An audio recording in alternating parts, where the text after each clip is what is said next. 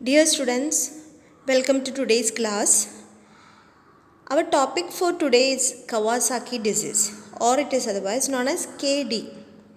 This disease is very common in children, but it is not that common in adults. So that's why it may not be very familiar for all of you in medical surgical nursing. So we can see what is Kawasaki disease and what are the important things to be noticed in this disease. Okay. So Kawasaki disease or KD, it is a vasculitis of unknown etiology that is characterized by multi-system involvement and inflammation of small to medium-sized arteries with resulting aneurysm formation.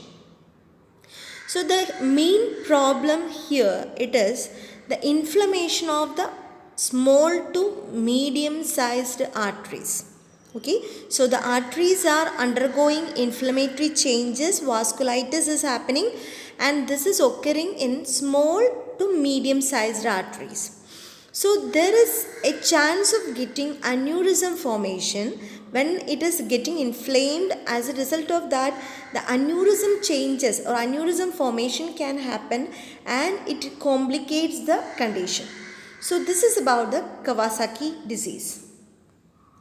So this is the person, Dr. Tomisaku Kawasaki, who identified and explained the disease first. Okay, and this disease is named after his name. Okay. Incidence and epidemiology, a common vasculitis of childhood. It is an inflammation of the vessels, that's why it is known as vasculitis, and it is very common in children. Present in variable frequency in all parts of the world. Okay, there is no significant change in various part of world, but it is seen everywhere, but it is usually common seen in Asian descent. Okay, although KD can affect children of all races, it is more common among children of Asian descent.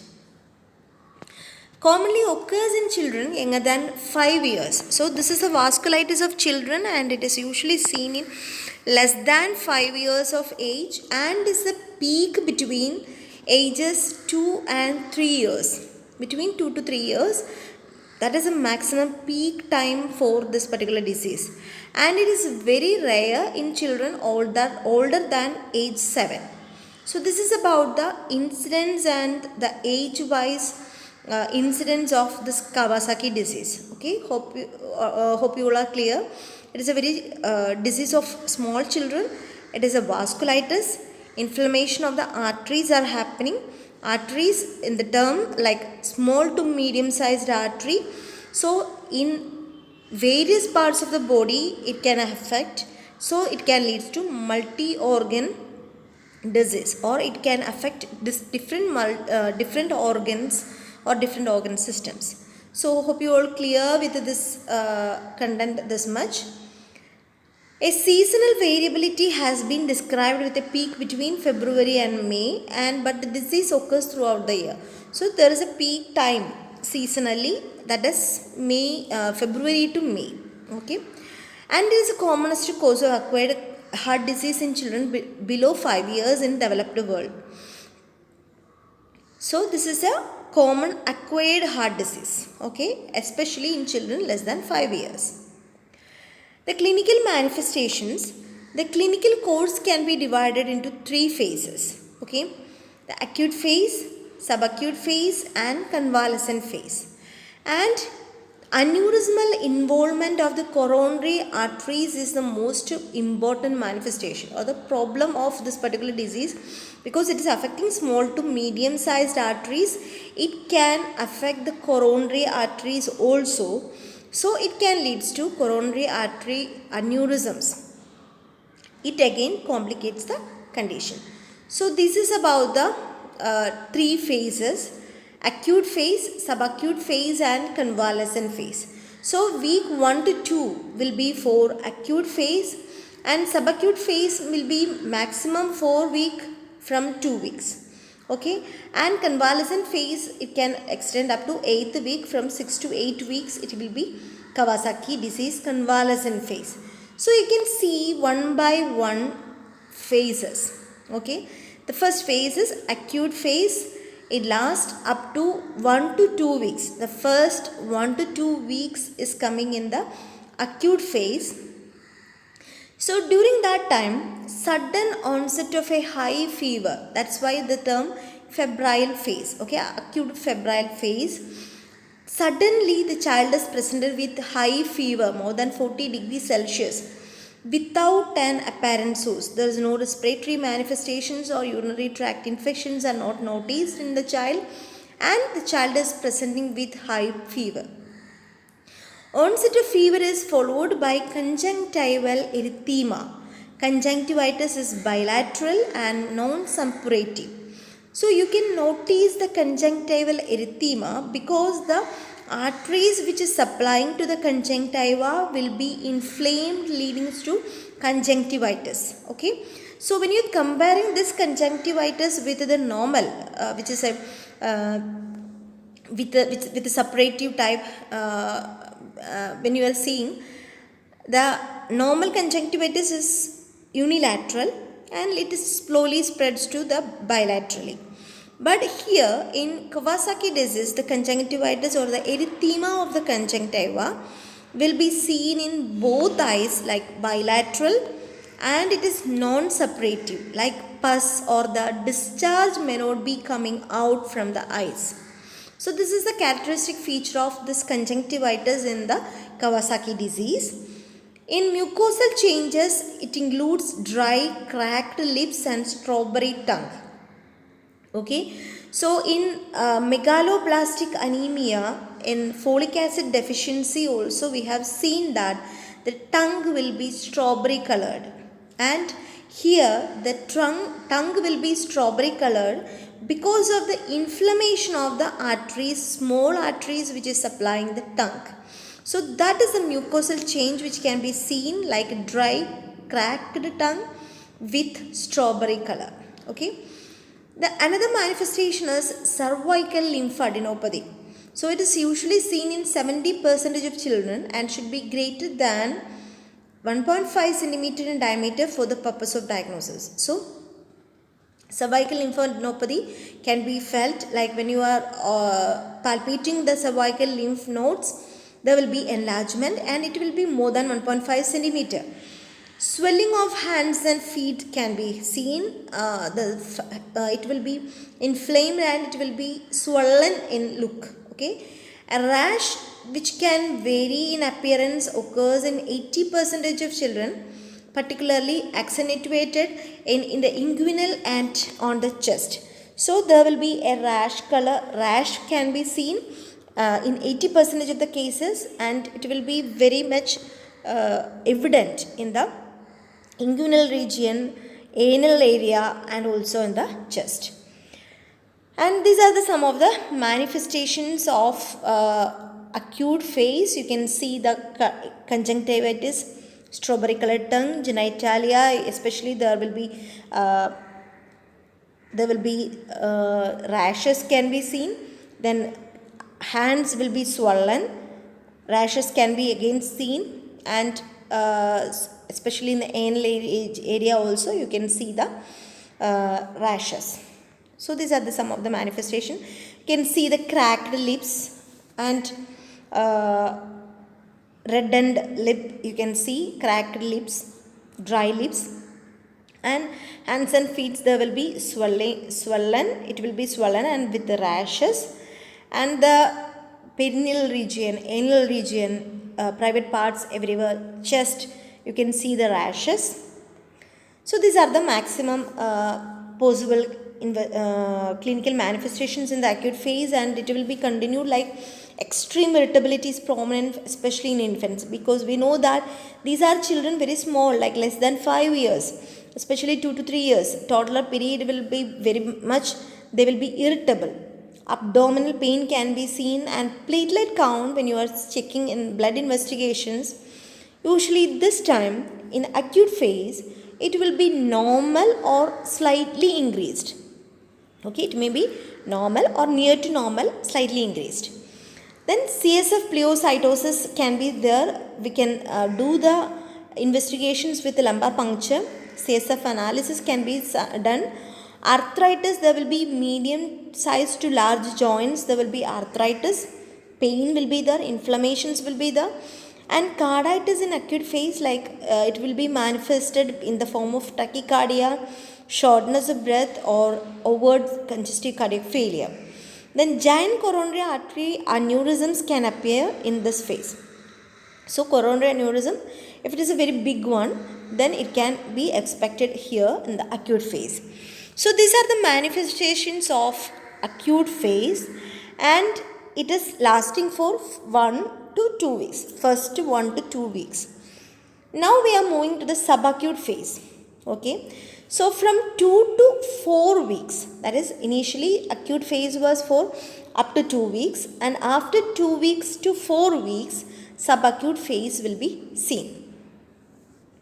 And it will be gradual resolution of fever and other symptoms. Like in acute phase, the first manifestation which we observed was the high temperature, more than or equal to 40 degrees Celsius. And now that temperature, the fever is trying to, resolution is happening for fever. And other manifestations are also slowly it is coming down. And the swollen palm soles are now replaced with desquamation of the skin, especially fingers, toes, palm, soles, everything will be, desquamations will be seen. Okay. The platelet count previously, which was normal or slightly elevated, increases to a significant degree. So we know that in acute phase, platelet count was normal or slightly elevated. Now that slightly elevated becomes greatly elevated. Okay, significantly it will be elevated during this subacute phase. So you can see in the small fingers, you can see the desquamations in the palm, legs, soles, etc. we can see.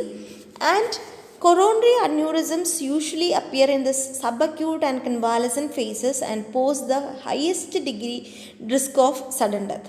So there is a chances of getting aneurysms very commonly in subacute phase and also in convalescent phase.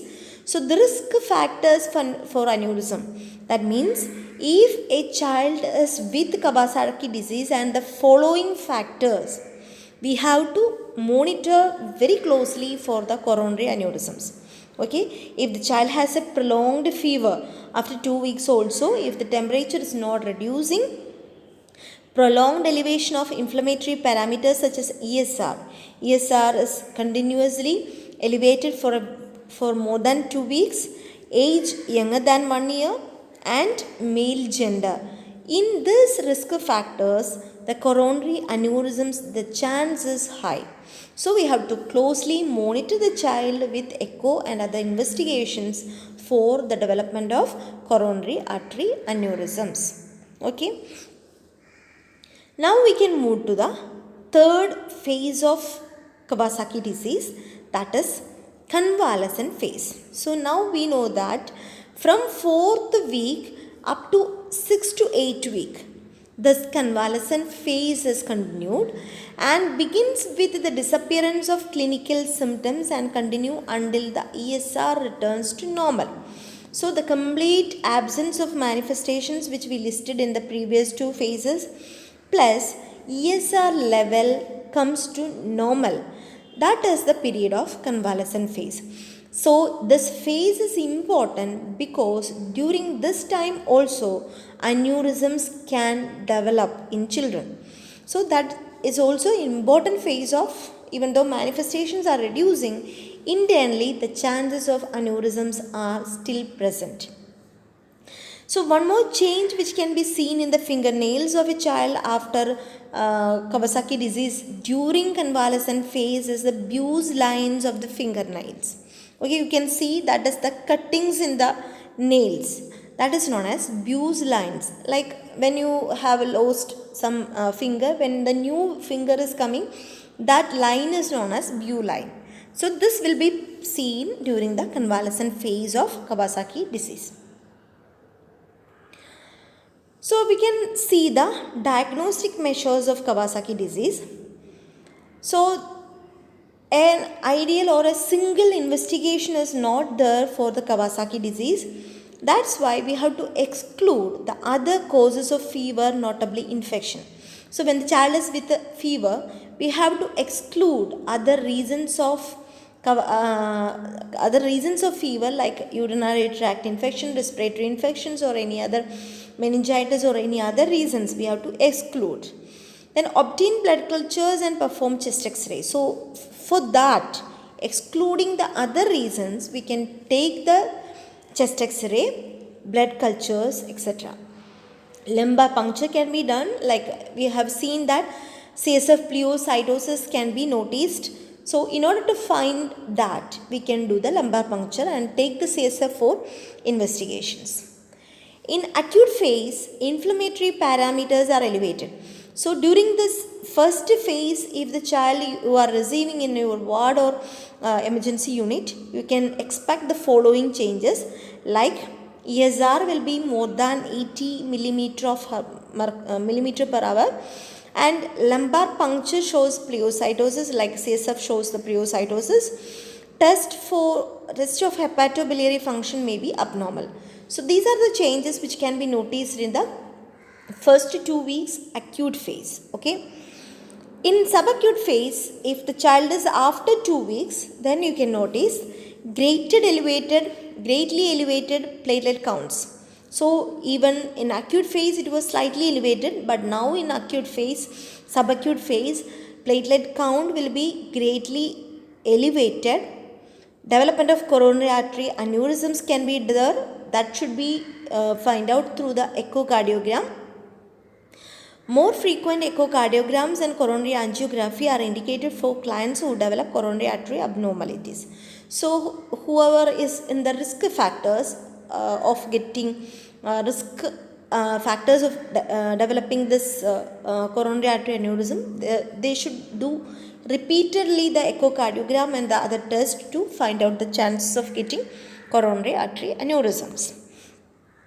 So in short, these are the changes which can be noticed in Kawasaki disease acute according to the period or the duration of each phases. So in acute phase, you can see the fever will be high, platelet count will be normal or slightly elevating, arthritis can be noticed slightly, cardiovascular changes, myocarditis will be developing during this initial acute phase, and the aneurysms will be developing in the subacute phase and the convalescent phase. Then the lips and skin changes, like red palms and soles, swelling will be seen in the acute phase. It becomes desquamation in the subacute phase, and nail changes like Bewes lines will be seen in the convalescent phase. Regarding the conjunctiva, in the acute phase, conjunctivitis will be very evident. It is slowly reducing in subacute phase, and it will be absent in the convalescent phase. Regarding the cervical adenitis, it will be lips and mucous membrane, the changes will be very evident in acute phase, and towards subacute phase it will be disappearing. Cervical adenitis, it will be acute, it will be very evident, and towards the subacute it will be disappearing. And the fever, the change in acute phase, it was very high, slowly towards subacute phase it is settling. Platelet count, it is slowly increasing in acute phase, and it will be greatly high in subacute phase, and it is coming to the normal level during the convalescent phase. So this is the changes which can be noticed in the Kawasaki disease, the manifestations and the changes which is happening according to the time and phases. Okay. So next we can see the criteria for diagnosis of Kawasaki disease. So there is no single diagnostic measure. So we are following American Heart Association 2006 guidelines for explaining Kawasaki disease diagnosis. Okay. So there are certain criteria. So the first criteria, it is unexplained fever for at least 5 days. So the temperature is high for minimum of 4 to 5 days continuously without any apparent source, like respiratory or any other infections are not noticed in a child with high temperature. And along with that, there should be at least 4 or 5 criteria. There are 5 criteria, and the person should have 4 criteria. So that is the polymorphous rashes. In 80% we can see polymorphous rash, that is presence of rashes all over the body, especially in the chest and genital area and anal area. The second is conjunctival congestion, and 85% of the patients will be having this particular problem. And the third one is changes in lips and oral cavity, and 90% of the children will be presented with this particular problem in Kawasaki disease, like dry cracked lips and the strawberry colored tongue and other changes. Then cervical lymphadenopathy, we know that more than 1.5 centimeter in diameter. It can be seen in 70% of the cases, and it's occasionally solitary in appearance. And the next one is changes in the extremities, that like we know, that is initially it will be swelling of the palm soles and the legs and hands, and now afterwards it will be changing into desquamation, and later it becomes the Bewes lines. So these changes in the skin and extremities also can be noticed. So these 4 out of 5, there should be 4 criteria along with the high temperature. So this is suggestive of Kawasaki disease. And other important associations, the child will be extremely irritable, erythema and induration at BCG vaccination site. So during inspection of the BCG site, you can see some erythema or induration at the particular site. So these are the other associations which can be seen in the Kawasaki disease. So the management, it is IV immunoglobulin is the main therapy. A single dose of IV Ig 2 gram per kilogram over 12 hours results in rapid resolution in clinical illness in most patients. So rapidly we will be giving IV immunoglobulin with the dose of 2 gram per kilogram over 12 hours. Even a single dose is sufficient for majority of the children, or we may have to repeat the doses. Then anti-inflammatory agents we will be administering as in each phase, like aspirin 80 to 100 milligram per kilogram divided every 6 hours in acute phase.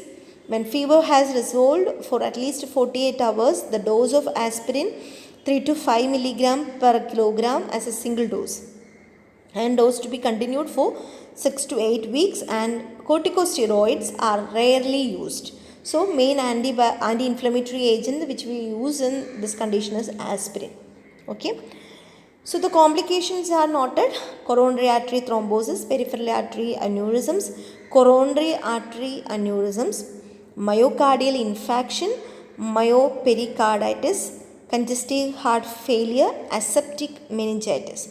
So these are some of the complications which can be noticed with the Kawasaki disease. Along with that, some irritability, arthritis, sterile pyuria, thrombocytosis, diarrhea, pancreatitis and peripheral gangrene. So these are the other complications which can be noticed with the Kawasaki disease. And child was very irritable, and after the treatment, after the convalescent phase, the child will be very comfortable, and it is a treatable, curable condition. Okay. Thank you very much. Thank you very much.